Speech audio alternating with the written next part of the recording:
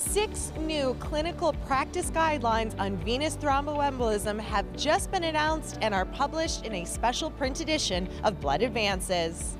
The guidelines provide a digestible synthesis of the latest VTE research, offering trustworthy recommendations regarding prophylaxis for medical inpatients, diagnosis, anticoagulation therapy, heparin-induced thrombocytopenia, pregnancy, and pediatrics. The guidelines are critical to helping hematologists in the care they provide to optimize the quality of care they provide.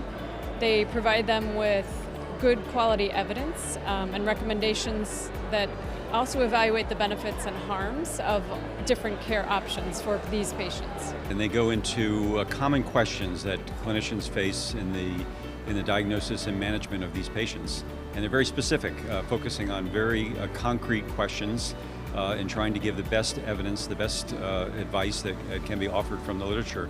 And remember, these guidelines are not only a compilation of the literature, but also go through public comments, so they have many other constituencies that weigh into what's written and what's advised.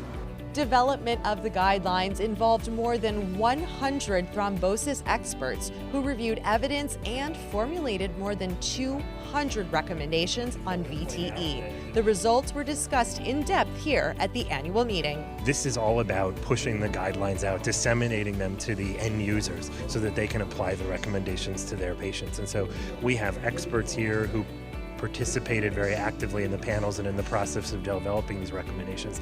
And they're actually going to present cases and how these recommendations would be applied to those cases to make medical decisions involving the diagnosis and management of the patients. 4 more VTE guidelines are forthcoming in 2019. You can find the first 6 VTE clinical practice guidelines online in the ASH Guidelines app and the ASH Pocket Guides app.